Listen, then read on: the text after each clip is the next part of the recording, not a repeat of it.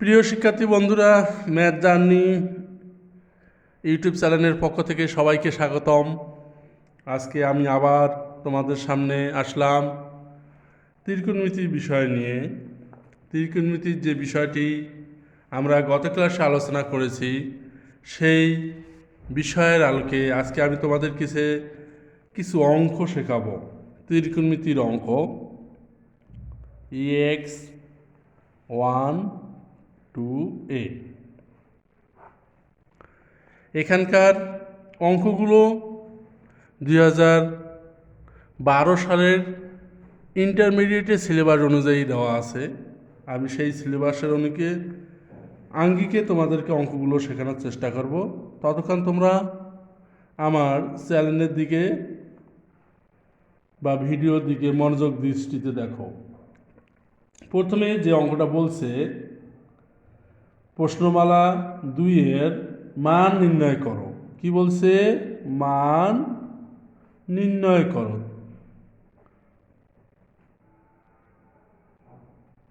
ঠিক আছে, প্রথম যে অঙ্কটা আছে রোমান 1 সাইন 150 ডিগ্রি। এটাকে আমরা দুইভাবে সমাধান করতে পারি। প্রথমে আমরা সাইন 90 যোগ 60 ডিগ্রি লিখতে পারি। তাহলে দেখা যাচ্ছে সাইন সূত্র অনুযায়ী 90 ডিগ্রির সাথে জোড় সংখ্যা কিংবা বেজোড় সংখ্যা, এখানে কিন্তু কোনো সংখ্যা উল্লেখ করা নাই। যদি কোনো সংখ্যা উল্লেখ করা না থাকে তাহলে আমাদের বুঝতে হবে যে এখানে একটি মাত্র সংখ্যা 1 গুণ আছে। তাহলে 1টা হচ্ছে বিজোড় সংখ্যা, তাহলে অবশ্যই নামের পরিবর্তন হবে। সাইন 90 গুণন 1 যোগ 60 ডিগ্রি, তাহলে নামের পরিবর্তনে সাইন হয়ে যাবে কি? কস। নামের পরিবর্তনের ক্ষেত্রে সাইন হবে cos 60 ডিগ্রি। এখন কোন কোয়াড্রেন্টে অবস্থান করে আমাদের এটা হিসাব করে দেখতে হবে। যেহেতু অল সাইন, এই সাইন মানে দ্বিতীয় ঘরে 90 যোগ 60 তাহলে হচ্ছে 150। তাহলে দেখা যাচ্ছে যে সাইনের মানটা 150 ডিগ্রি মানটা দ্বিতীয় কোয়াড্রেন্টে অবস্থান করতেছে।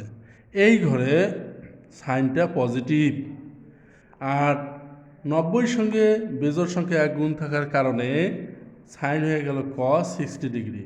কোন কোয়াড্রেন্টে অবস্থান করতেছে? দ্বিতীয় কোয়াড্রেন্টে সাইন পজিটিভ হওয়ার কারণে এখানে আর পজিটিভ চিহ্ন দেওয়ার দরকার নেই।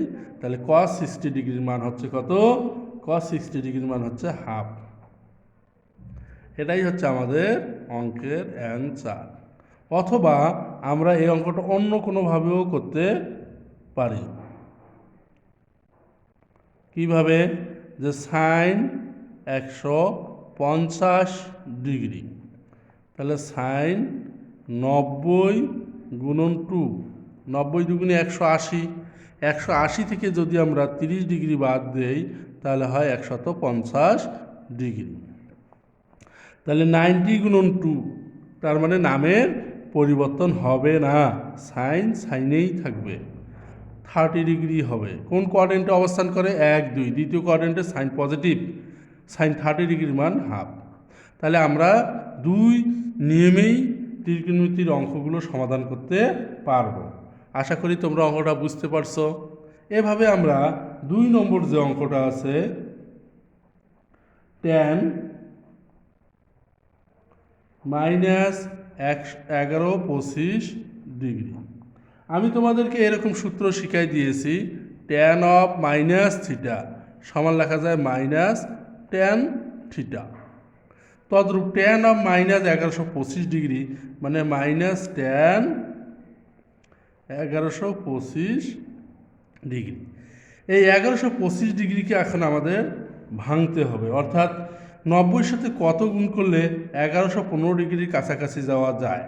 তাহলে tan 90 গুণন 12, তারপরে আমরা 45 ডিগ্রি দিতে পারি। তাহলে 90 গুণন 12 তাহলে হচ্ছে আমাদের কত? 1080 ডিগ্রি। 1080 ডিগ্রির সাথে যদি 45 যোগ করি আমরা তাহলে 1125 ডিগ্রি হয়ে যায়। যেহেতু 90 গুণন 12 জোড় সংখ্যা আছে, সুতরাং নামের পরিবর্তন হবে না, ট্যান ট্যানেই থাকবে এবং 45 ডিগ্রি হবে। এখন আমাদের হিসেব করতে হবে ট্যানের মানটা কোন কোয়াড্রেন্টে যায়। 1 2 3 4 5 6 7 8 9 10 11 12।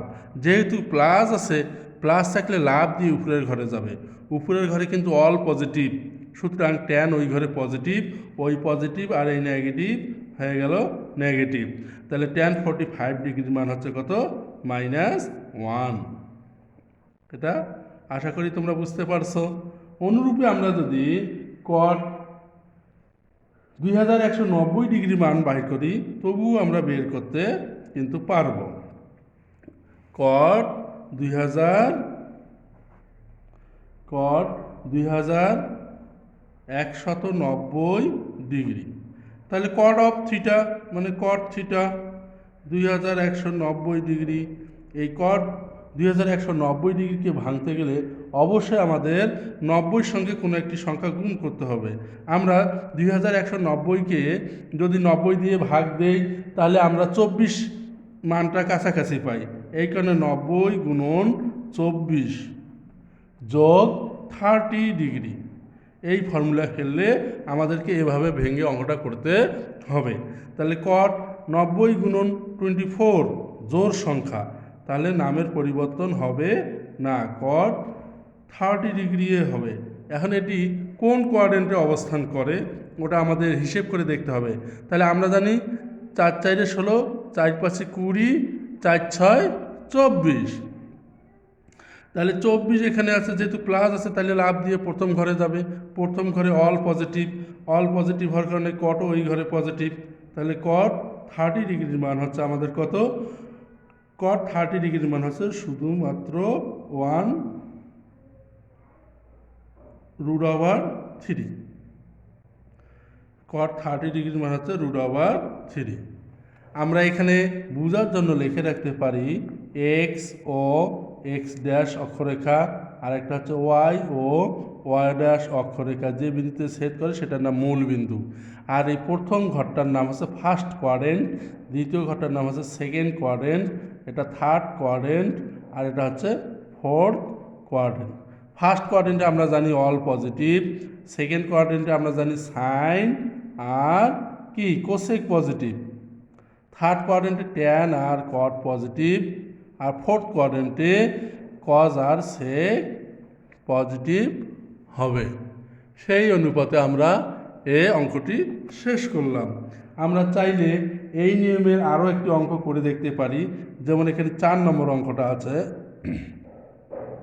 সেক, এটি একটি ব্যতিক্রমধর্মী অঙ্ক যা আমাদের শিখতে হবে 2580 ডিগ্রি।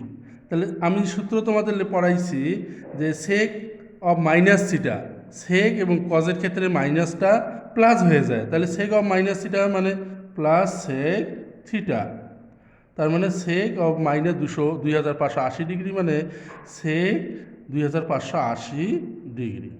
এখন এই সেক 2580 ডিগ্রিকে আমরা কিভাবে ভাঙবো, দেখা যাচ্ছে সেক 90 ডিগ্রি গুণন 28, তার সঙ্গে যদি আমরা 60 ডিগ্রি যোগ করি তাহলে দেখা যাচ্ছে 2580 ডিগ্রি আমরা পাবো।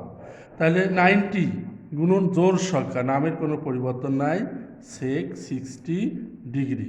এখন 4 সাথে 28, প্লাস যেহেতু আছে তাহলে লাভ দিয়ে ফার্স্ট কোয়াড্রেন্টে যাবে, ফার্স্ট কোয়াড্রেন্টে অল পজিটিভ, তার মানে সেক ওই ঘরে পজিটিভ। তাহলে সেক 60 ডিগ্রির মান কত, আমরা জানি cos 60 ডিগ্রির মান হচ্ছে হাফ, অনুরূপে সেক 60 ডিগ্রির মান হবে অনলি 2। আশা করি তোমরা অঙ্কটা সবাই বুঝতে পারছো। যদি কোনো সমস্যা হয় অবশ্যই তোমরা আমাকে কমেন্টে জানাবে। আজকে তাহলে এ পর্যন্তই, সবাই ভালো থাকো, সুস্থ থাকো, খোদা হাফেজ।